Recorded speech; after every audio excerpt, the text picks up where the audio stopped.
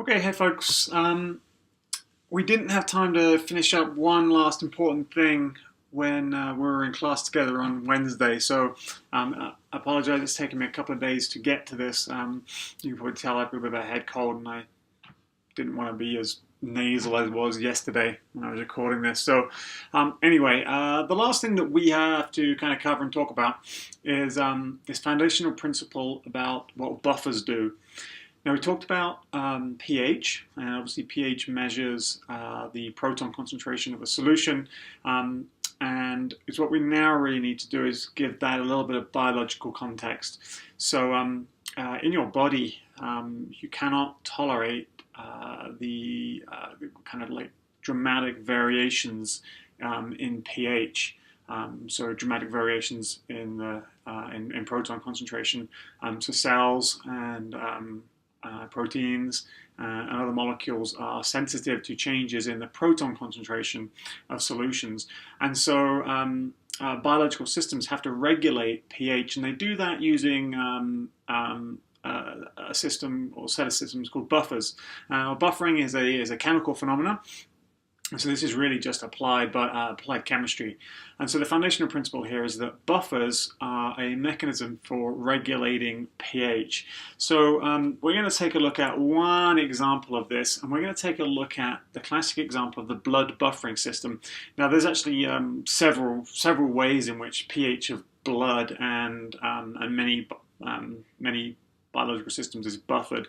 So just remember that this system here, which looks kind of scary, is actually pretty straightforward, and you just got to keep in mind the goal of these buffering systems. And the goal of these buffering systems is to regulate the proton concentration, which here on the right of the equation is shown as H+. So our protons are H+ here, or the high hydrogen ion. So this equation really has two component parts to it. There's a part kind of on the left here, and then there's another part on the right. And we're going to start off by looking at this part on the right. So don't worry too much about the arrows and all the chemicals and things. We'll put names on that, and we'll talk about the arrows and what the arrows mean as we start talking about the system. So we're going to start off with the molecule in the middle, and then the proton and the molecule on the right. So these buffering systems are always made up of an acid, a weak acid, and then something called the conjugate base. So the acid here is a molecule in the middle, and that's called carbonic acid. And carbonic acid is formed by an enzyme called carbonic anhydrase, which is in a number of bodily fluids. It's free in the blood, and what it does is it finds protons and it combines them with bicarbonate, and that produces carbonic acid. Carbonic anhydrase can do is it can combine carbon dioxide way over on the left there with water to form the acid carbonic acid, which is in the middle here. So there's one enzyme here that does this. Let's start off looking at what's going on over on the right-hand side of the equation. So in your blood, if some extra protons happen to find their way into the blood, maybe that's because maybe you're exercising a little bit and or you're walking and you produce a little bit of lactic acid. Maybe that finds its way into the blood. That wouldn't be unheard of. That's common. And so then an acid like lactic acid will surrender protons into solution and increase the proton concentration. So the pH will be dropping at that point. And so if you have the situation where an acid is releasing protons into the blood, then our protons will be increasing in concentration. And when that happens, the protons will be combined with this enzyme, with this molecule on the right called bicarbonate. And bicarbonate is actually removed from your blood in the kidneys and then released back into the bloodstream. And so you've got this kind of recycling system for bicarbonate. And some other organs also kind of dump it into the blood as well when it's needed in higher concentrations. So when small numbers of protons enter the bloodstream, they combine with bicarbonate and they can produce carbonic acid, which is this molecule in the middle here. Now, this arrow that points in two directions, that means that the protons can combine with the bicarbonate to form carbonic acid, but the carbonic acid can dissociate, it can separate to produce protons and bicarbonate. So if we think about the opposite situation, if we put hydroxide ions into the blood, so if a base enters the blood and increases the hydroxyl ion concentration, the hydroxyl ion concentrations at a certain point will interact with the carbonic acid and cause the carbonic acid to then dissociate into protons and bicarbonate. So if we put base into the blood, then we'll see a drop in the carbonic acid levels, and we'll see an increase in the protons and bicarbonate.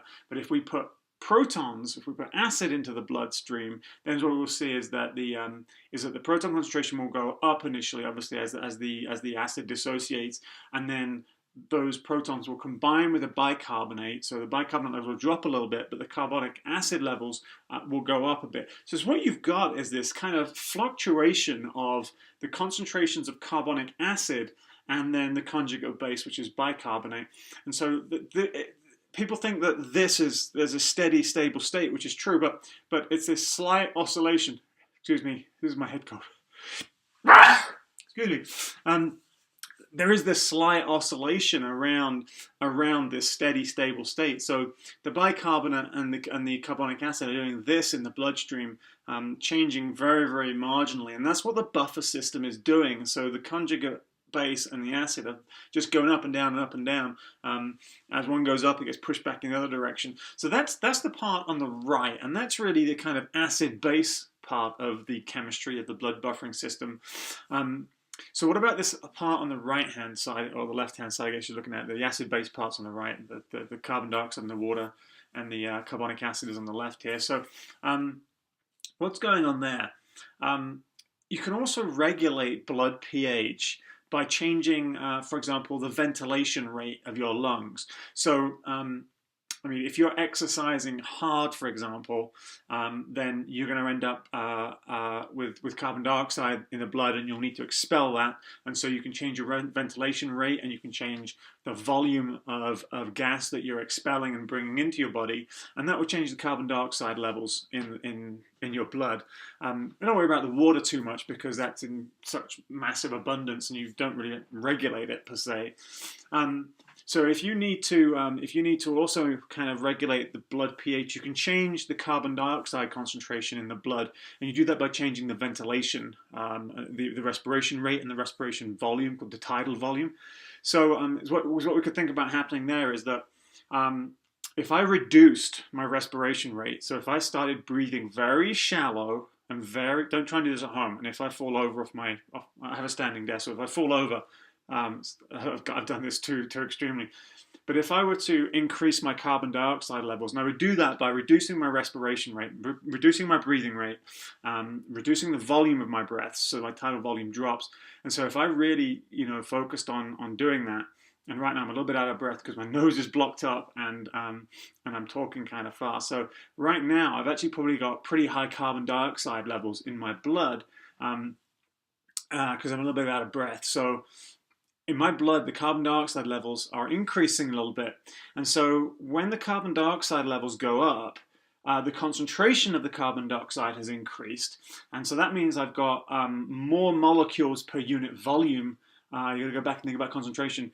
The concentration has gone up of the carbon dioxide. I've got more carbon dioxide per unit volume in my blood. It's a unit of volume. And so that means that there's a greater chance that a carbon dioxide molecule is going to collide with a water molecule. And when that happens, and the carbonic anhydrase enzyme grabs hold of the carbon dioxide in the water, it makes the carbonic acid.